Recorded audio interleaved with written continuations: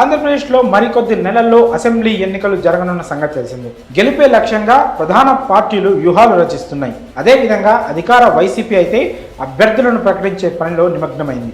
వచ్చే ఎన్నికల్లో 175 స్థానాల్లో గెలిపే లక్ష్యంగా వైఎస్ఆర్సీపీ ప్రణాళికలు రచిస్తోంది. ఇదే సమయంలో అభ్యర్థులను ప్రకటించడంలో టీడీపీ జనసేన కూటమి వెనుకబడిందనే టాక్ వినిపిస్తోంది. ఇలా రాజకీయ పార్టీలు ఎన్నికల సమరంలోకి దిగిన వేళ ఎన్నికల సంఘం కీలక విషయం ప్రకటించింది. 2024 ఏపీ ఓటర్ల తుది జాబితాను కేంద్ర ఎన్నికల సంఘం విడుదల చేసింది. జిల్లాల వారీగా ఈ జాబితాను విడుదల చేసింది. సిఇఓ ఆంధ్ర వెబ్సైట్లో జిల్లాల వారీగా తుది ఓటర్ల జాబితాను విడుదల చేసినట్లు ఎన్నికల సంఘం సోమవారం ఒక ప్రకటనలో తెలిపింది. ఇక ఎన్నికల సంఘం విడుదల చేసిన ఓటర్ల తుది జాబితాను జిల్లాలు, అందులో నియోజకవర్గాలు, గ్రామాల స్థాయిలో ప్రచురించింది.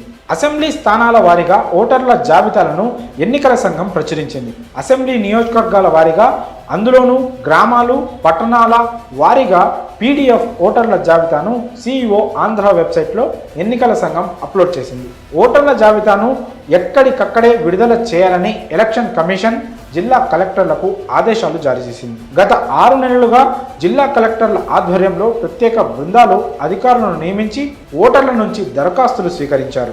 కొత్తగా ఓటు హక్కు అర్హత కలిగిన వారి పేర్లను నమోదు చేశారు. కొత్త ఓటర్ల నమోదును వేగవంతం చేశారు.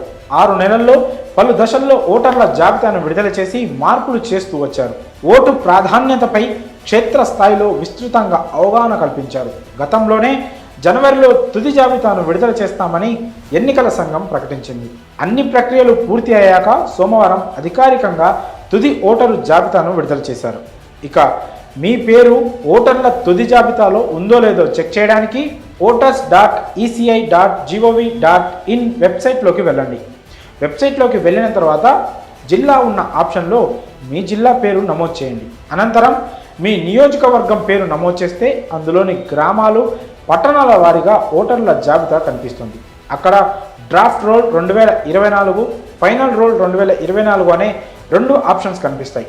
వీటి పీడిఎఫ్లను డౌన్లోడ్ చేసుకొని ఆ లిస్ట్లో మీ పేరు ఉందో లేదో చెక్ చేసుకోవచ్చు. ఈ విషయాన్ని మీ ఫ్రెండ్స్ అండ్ ఫ్యామిలీ సర్కిల్లో షేర్ చేసి వారి ఓటు హక్కు ఉందో లేదో చూసుకునేందుకు సహాయపడండి.